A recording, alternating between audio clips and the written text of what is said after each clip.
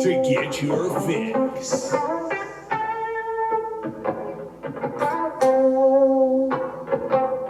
Are you ready? Are you ready to get your fix? Are you ready? Are you ready to get your fix? Are you ready? Are you ready to get your fix? Are you ready? Are you ready to get your fix? Are you ready? Are you ready to get your fix? Are you ready to get your fix? With the Wicks here on this beautiful True Identity Tuesday, October 12th, 2021. That's right, folks. I have made the executive decision to start a new segment that will start every year, basically, hopefully after week 5. Games have been completed and go throughout the entirety of the season. We're still kind of figuring out maybe if I want to continue this during the playoffs or not, but for sure the whole regular season, starting at week 5 every year, we will have True Identity Tuesday, where basically I'm going to tell you guys the identities of teams going forward. Now, I'm doing this because we've talked in the past about not really knowing what teams are all about until about week 3, week 4, week 5, and then we definitely know what teams are all about after week 5 games have really, been completed and have ended. We kind of see, teams starting at 4-1, teams at 1-4, 0-5, and stuff like that, 5-0. We know what teams are capable of going throughout the rest of the season. So that is basically why I am going to be doing True Identity Tuesday. So that will be a part of Tuesdays going forward, and we will get to that in a bit.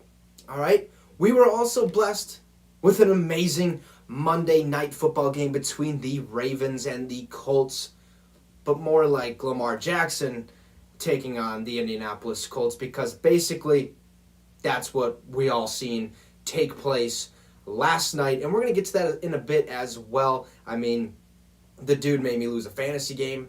I'm still 0-5 in that one. I should have won, up 33 points. Lamar Jackson just wants to go God mode and make me lose.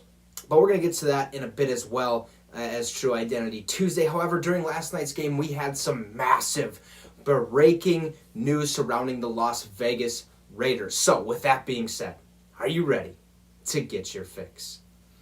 Well, that massive breaking news we had, it took place just moments before halftime, where the Las Vegas Raiders and John Gruden have decided to part ways. Now, this is coming after the New York Times uncovered numerous, and I'm talking a lot of emails over a 7-year span, where all these emails were either had some type of racist remark in there, homophobic remark, and other remarks in there as well, directing it towards Roger Goodell, who is the commissioner of the NFL, directing it towards the NFLPA director or something like that. I can't remember what his name was off the top of my head. I know his first name starts with D and his last name is Smith. I'm sorry if I can't figure out his name, figure it out yourself. All right, that's just the moral of that. But this was bound to happen. Okay, basically all these emails were uncovered because Roger Goodell told basically the FBI or whoever was investigating the Washington football team, which we talked about a while ago, told them, hey, go back, look at all these emails. And actually he said, go look at the past 650,000 emails that have been sent and see what you can dig up, because Washington has been dealing with, this workplace, pretty much dishonesty or fucking some shady shit has been going on in that Washington football team's front office and in their organization. They're trying to figure it out. So Roger's like, go figure it out. Go look at all the emails. That's why the FBI was actually in the building looking at every ins and outs of that organization, looking literally at everything you can imagine. But 650,000 emails are going to be looked through. And so far, we've only heard about the emails that have contained John Gruden's unfortunate remarks, if you will. Now, if you don't remember, John Gruden in 2018 signed a 10-year, $100 million contract with the Las Vegas Raiders. Actually, at the time, it was the Oakland Raiders, and he was hoped to have been brought in to really, start the Las Vegas culture, start the Las Vegas Raiders culture where it was once the Oakland Raiders. Obviously, they had the black hole there, and they were known for being, psychos over there, just mad. They go out there, and they're going to hit you with everything they got. They don't care the outcome. They're going to come out there 110% every game. And that's what he tried to bring to Las Vegas. Sad, it's over. He stayed with the Raiders for over about 3.5 years, or three full years, and now week 5 he is now out. He coached 5 weeks this week, or this year, but he has a total record of 22-31 with no playoff appearances, no winning seasons. You can kind of count this year as a 5-game winning season, or no, they are 2-3, excuse me, or something like that, or 2-3 or 3-2. But it's unfortunate that this news had to be brought out. I guess there are numerous more emails that we have not got to hear the whole content of them. So this is ugly. Okay, this is really bad news. Now, all these emails actually were not sent while John Gruden was working for the NFL. He was working as an NFL coverage guy with ESPN. He was on Monday Night Football, Sunday Night Football, and stuff like that. You guys get it. You've seen him on TV before, and then he also played with the Bucks, or he coached the Bucks and the Raiders way back in the past. Comes back into the NFL. Now this whole Washington football team incident's going on. John Gruden gets exposed. He's out as the Las Vegas Raiders coach.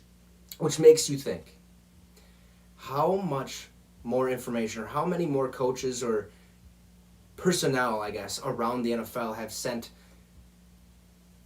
horrific, stupid emails with stuff in them that you probably, or if you actually have a mature mind, know it's wrong to say those things. It's just, it baffles me. It's funny at the same time, because good for him that this finally got found out and he's not an NFL coach anymore. He does not deserve anything anymore. He does not deserve to be in the NFL. He does not deserve to be associated with the NFL. And hey, that speaks for itself, because the Tampa Bay Buccaneers actually, moments before this show has commenced, I guess, they have taken him out of their ring of honor, and good job. Hell yeah. Because, this has been a couple tough years, okay? Not just in the NFL, in the whole world, with, the whole George Floyd stuff happening, and the Asian American stuff happening and stuff like that. And we got to move forward, okay? And I think that is what this is basically about. There's no way Mark Davis was going to let John Gruden continue to be the head coach of the Raiders, and if he did, well, then I think we can all agree that the Raiders would have lost a lot of fans, lifelong fans, if you will, a lot of support and respect and all that stuff, and it would have just tarnished the Raiders' reputation. Mark Davis basically, after finding or figuring out about all these emails, went straight to the Raiders facility to find John Gruden, and once he found him, they had a quick discussion, in which John Gruden ended up releasing this statement to the team and to the Raiders organization and their fans. He said, "I have resigned as head coach of the Las Vegas Raiders. I love the Raiders and do not want to be a distraction. Thank you to all the players, coaches, staff, and fans of Raider Nation. I'm sorry. I never meant to hurt anyone." Bullshit. Okay? This is just like that Urban Meyer situation. You never meant to hurt anyone, but yet you did it on email, trying to go behind somebody's back. It doesn't make any sense. Okay? You're immature, stupid. Like, you are literally the face of a scumbag. That is what you are. You are a scumbag, John Gruden.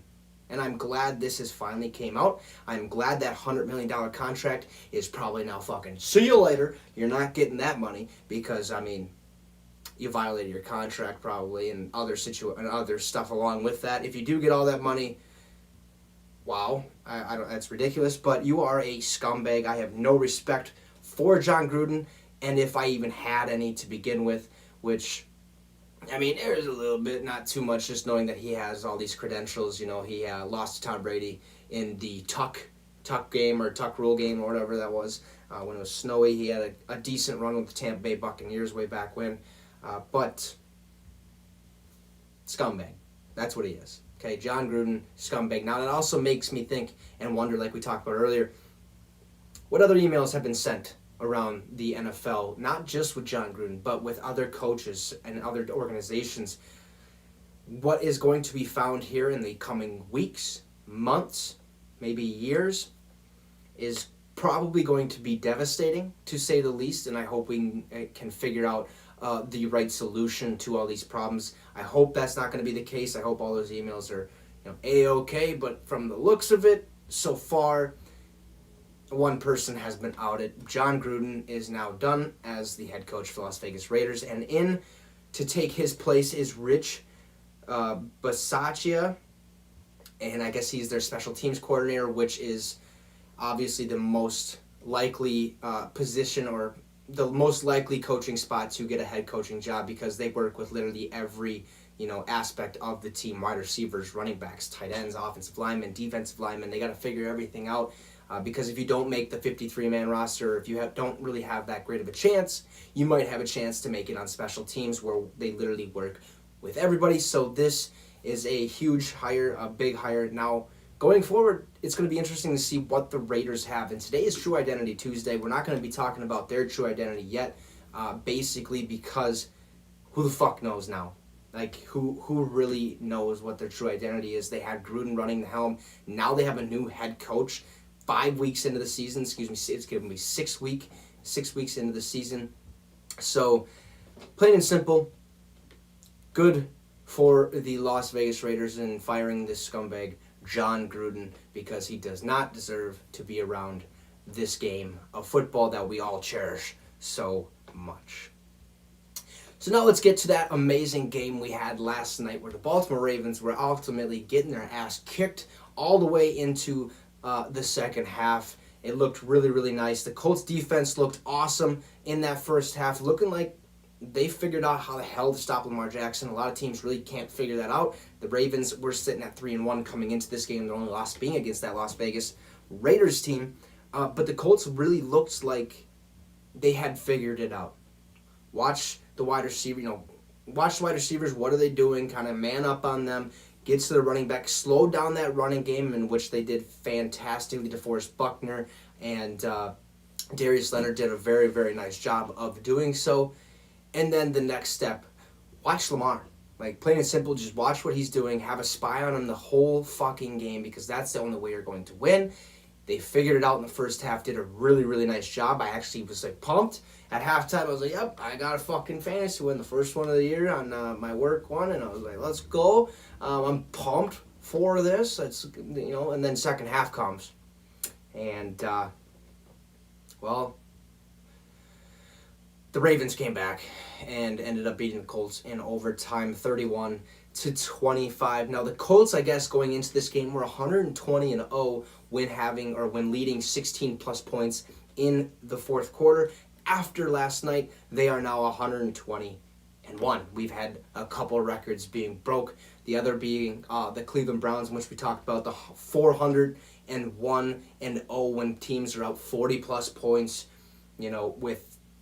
40-plus points going into the fourth quarter with no turnovers, 401-0, and then the Browns lose. So we've had a couple big records be broken, to say the least, but Lamar Jackson basically took control of this entire game last night. He is an absolute beast. I do not know how you stop this guy, if you even can stop this guy. I mean, he can literally figure out how to do every goddamn thing. I wish they would have ran the ball a little bit more, because that would help me out in my situation. They didn't do so. It is what it is. But Lamar Jackson literally is the whole Ravens team. That's why I said it's Lamar Jackson taking on the Indianapolis Colts, because that is basically what we witnessed last night, where Lamar Jackson was the first quarterback in NFL history to throw for over 400 yards and have a completion percentage of over 85%. That is absolutely ridiculous. Lamar Jackson actually is in third of total yards. He is better than basically 32 NFL teams when it comes to yardage. We'll leave that there. Peter Schrager actually posted that on Twitter. If you want to go take a look, you can go take a look. It's like 1,800 yards or something like that, just below.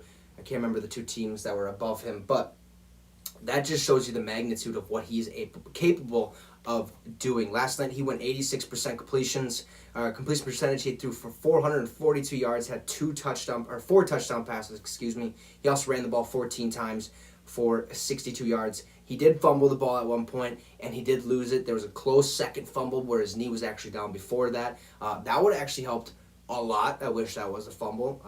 Fucking Lamar Jackson just doing what he can. But also, he accounted for 95% of the Ravens' offense last night. 499 total yards. I know those stats don't add up. 442 to 62, or plus 62 is 504, but he did have 5 yards lost on a couple sacks. I think he took 2 sacks during the game or something like that. So that's why it's 499 yards. 24 of the Ravens' 24 offensive yards were other Ravens, not Lamar Jackson.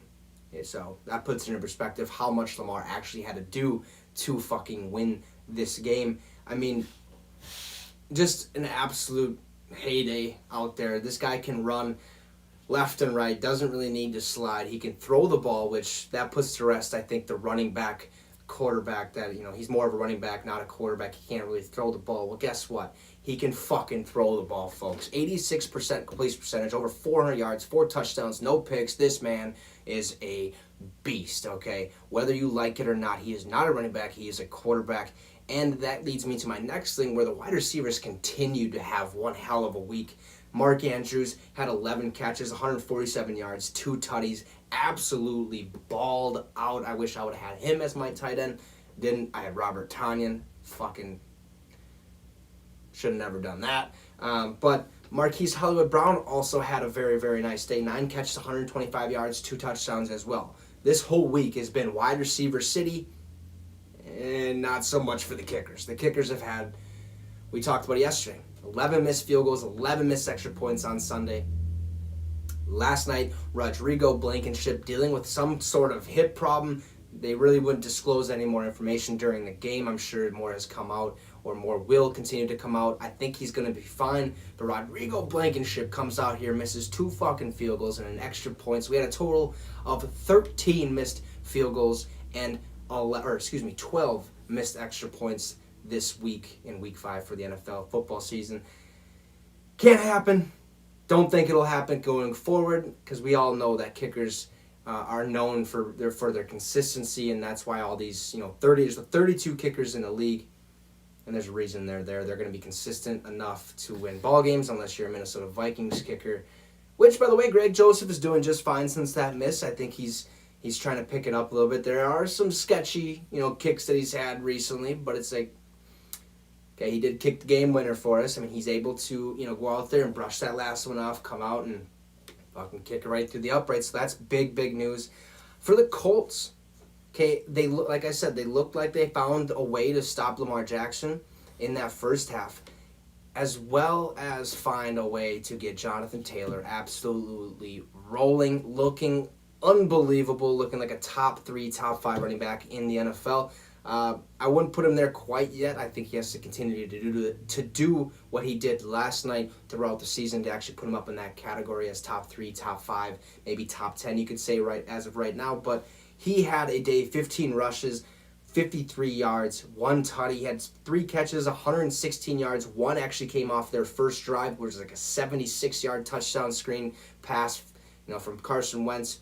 He just fucking, see you later. Scored a touchdown on that as well. So he had a total of about 169 total yards, 2 touchdowns for Jonathan Taylor. He absolutely is looking very, very good for this Indianapolis Colts team. We also seen Marlon Mack play last night after he just requested a trade last week. I was excited to see him out in the field because in the past he's shown that he's capable of being a top-tier running back, and he needs a chance to showcase his skills one last time right after coming off that injury from last year, so that teams are able to see what they're going to get if they trade for him. And I think Marlon Mack is going to be a good piece for any team, really, unless you have like a Derrick Henry, a Dalvin Cook, or a Christian McCaffrey. Marlon Mack is still a dog. He's still going to go out there and he's still going to put up rushing yards and touchdowns and whatnot. But he got to play a little bit last night. We've seen a really, really good game. Ultimately, this was Lamar Jackson finding a way to kick the shit out of the Colts, like literally demoralize them. Okay, first half, all Colts, game over basically. Lamar comes back, ties it up, sends it into overtime, and then it's all over from there. Easily drive down the field, score a touchdown, 31-25. The Ravens win in one hell of a game. Well, it's time to get to True Identity Tuesday.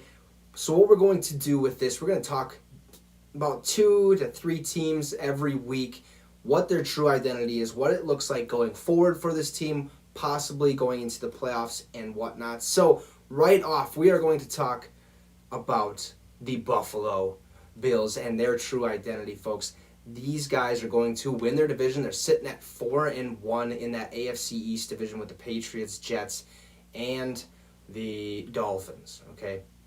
Dolphins, Tua's hurt. He's going to deal with injuries throughout his career. They're looking like shit. Just got blown out by Tom Brady. The Patriots are kind of hit and miss here and there. The Jets, I mean, they're the Jets. They're 19-52 or something like that in the past, or since 2017, or 19-50, as well as the Giants. So, but the Buffalo Bills sitting at 4-1. I have them going to the Super Bowl.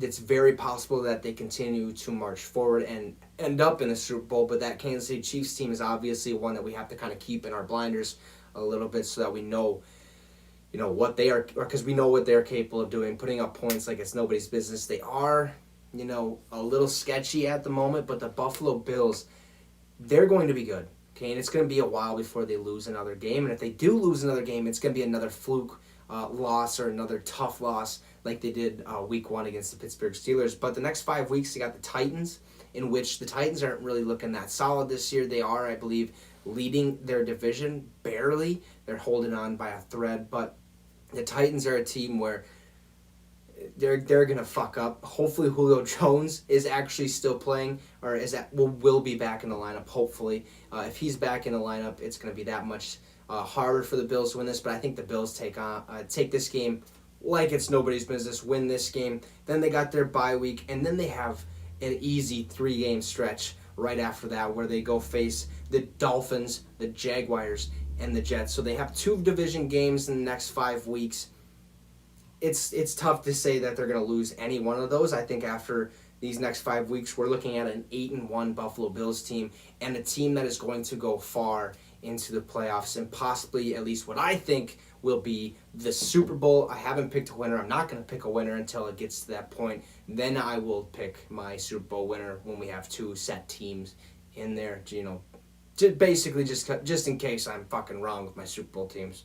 All right, that's why we're waiting. We won't pick a winner just yet. But the Buffalo Bills looking really good. We know their identity. They're a playoff team. They're a Super Bowl caliber team. They just got to prove that they can get there. Next team on my list is the Los Angeles Chargers. I think we can say we finally, we know enough about this team's identity. They're sitting at 4-1, leading in that AFC West division over the Chiefs, Broncos, and Raiders, who the Raiders now could all of a sudden plummet, okay, with that whole John Gruden situation. The Chiefs are a team to kind of keep an eye on, okay? They are good enough to go down the next 5 weeks, the next 13 weeks, and win enough games to get them into the playoffs, win them enough games to possibly win their division. But the Los Angeles Chargers are sitting at the top of their division. They have beat the Chiefs earlier this year. Justin Herbert is looking phenomenal. Mike Williams is finally getting, more recognition, where Keenan Allen's kind of on the back burner, it seems like, at this point in time. But that could change going forward. Since Mike Williams is getting so much attention, they're going to start taking their attention off of Keenan Allen, putting it on Mike Williams, and that's going to open up Keenan Allen, get him more reps in and out. But then you also have to deal with Austin Eckler at the same time. Probably the best receiving back in all of football other than Christian McCaffrey. I mean, that dude is a fucking beast of his own. But the Los Angeles Chargers are a good team.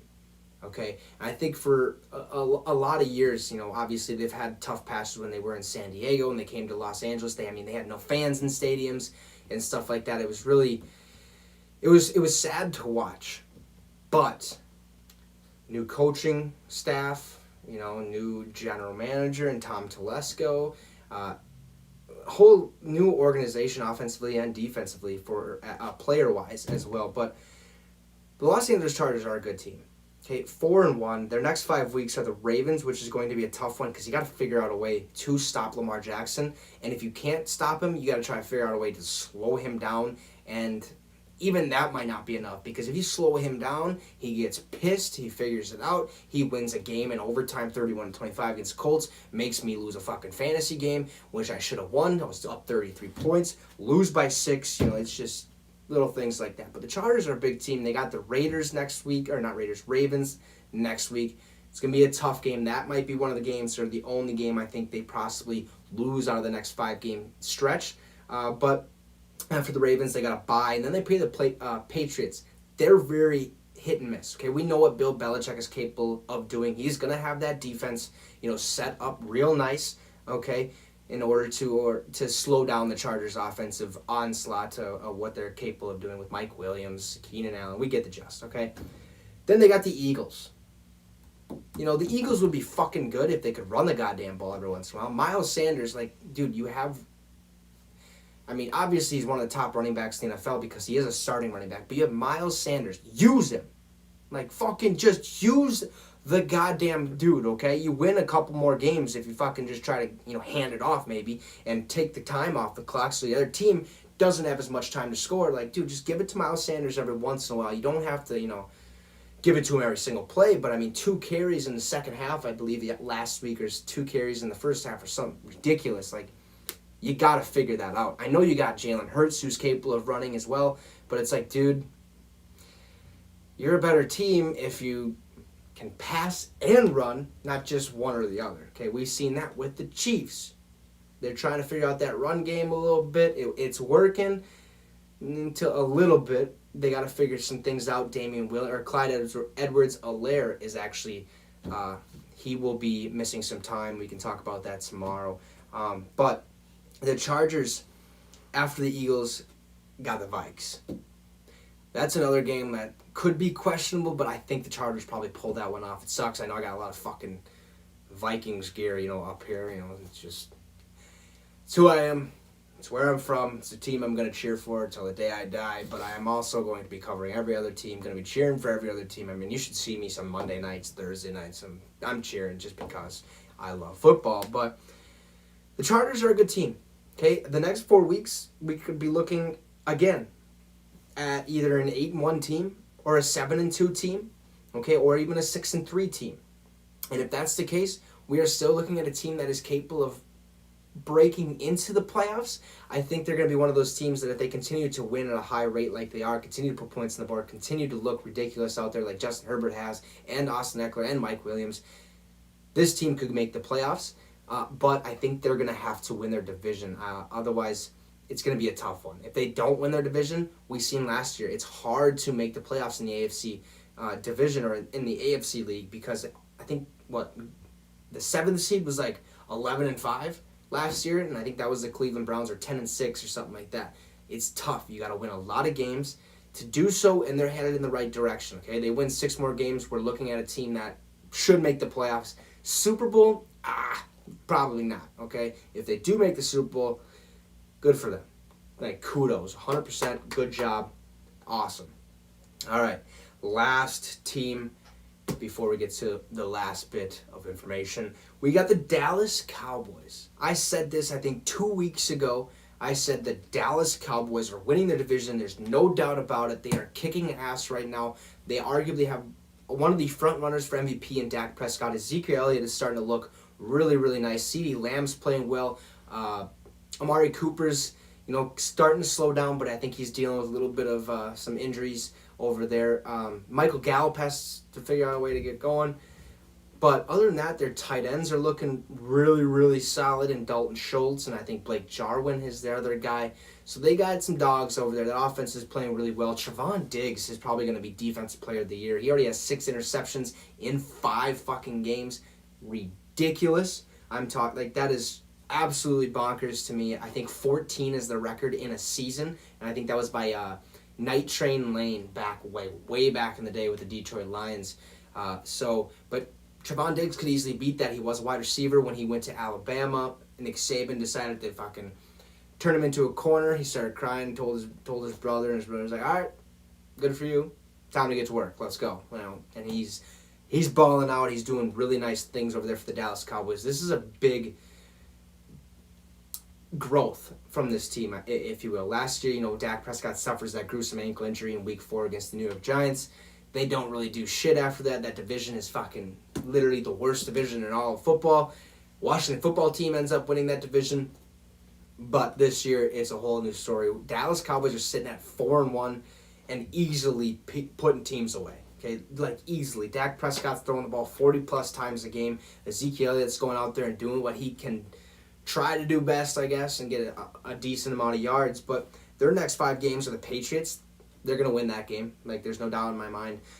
They got bye week. Then they play the Vikings. That's going to be a tough one. Okay, I think the Vikings are going to put up a tough fight. But ultimately, again, I don't think we're going to win.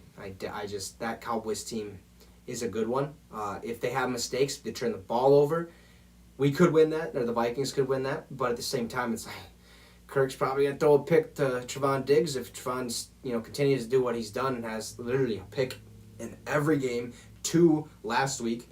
So, that probably is going to be a big win if, they continue to play how they have been playing. Then they got the Broncos. That's a walkthrough. That's a practice. Then they got the Falcons, another fucking practice if you can stop Kyle Pitts, who had 119 yards receiving this week and a touchdown. But I think we're easily looking at another 8-1 possible team in the Dallas Cowboys. Another easy pick of a division winner, because they're going to win their division straight up. Like, Washington's not going to be even close, even though they kind of should be. They had a nice defense. Okay, this year they're complete dog shit. Don't know what's going on there. And then you got the New York Giants. They're sitting as well, like the New York Jets at 19-50 or 19-52 since 2017. Dude, the New York teams used to be the ones you wanted to be at, the ones you wanted to go to, all the publicity and all that. Now they're shit, okay? They're garbage. They're like, nobody wants to go there, all right?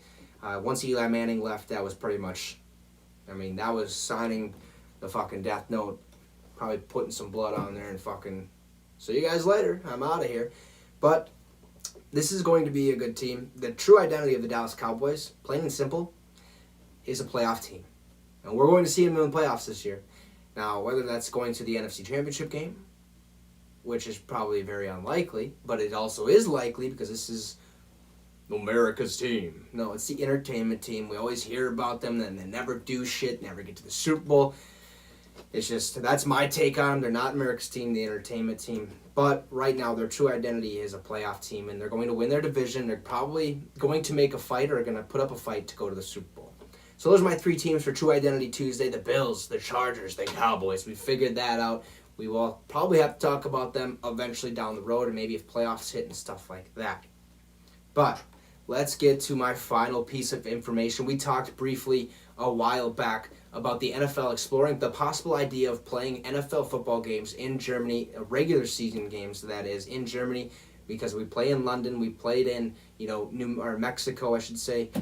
Now it's time to take another step forward. Well, the NFL has narrowed its search down to 3 cities or 3 possible cities in Germany, and that is Dusseldorf. I think that's how you say it, Dusseldorf or Dusseldorf. I don't know. It's one of the. It's spelled really funny, spelled really weird. I just know Dorf is at the end. All right. So maybe they're gonna play in Dorf, or they're probably gonna go to Frankfurt, which I've heard of Frankfurt. I think we all have heard of Frankfurt. And the other one is Munich, which I have reason to believe that might be the place where they are going to, probably decide where that game is going to be played. They're probably going to be playing in Munich, if I had to guess, or, they could play in all three of these goddamn cities, all right? They could go 1 week in Munich. They could go another week in Frankfurt. Who knows? We have another London game this Sunday. So there's ideas brewing up there, but they've narrowed it down to 3 cities. Dusseldorf, or you can call it Dorf in Germany. Frankfurt, okay, or you can call it Franksfurt, all right? Or Munich, okay? Munich sounds like the best possible option, at least because that's the one I am most familiar with. I mean, that's basically how I came up with that idea. But those are the 3 names, and these are actually potentially going to be played next season in 2022. So that is big news. I thought it was going to be 2023, 2024, something more down the line. But it looks like they've narrowed down to Dusseldorf, Frankfurt, or Munich. Okay, potentially played in 2022.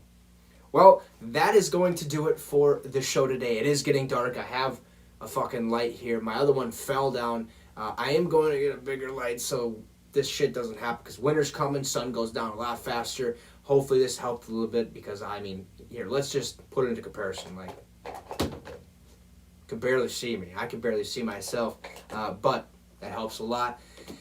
But that is all for the show today. Thank you for tuning in. I know it is getting dark. I know it is getting late. There's no football tonight, but there is football Thursday. We will get to that tomorrow. And before we break from the show, I will be posting my Week 6 NFL Power Rankings tomorrow. Probably talk about it briefly. Probably give you my top 5 of my Power Rankings, why I put them there. But at the same time, it's like, we're going. I'll just give you my power rankings, and you can do with it what you will, and stuff like that. So with that being said, go enjoy the rest of your night. Thank you for tuning in. We'll see you tomorrow at 6 p.m. like always. And you just got your fix with the Wicks. Appreciate it. Have a great one.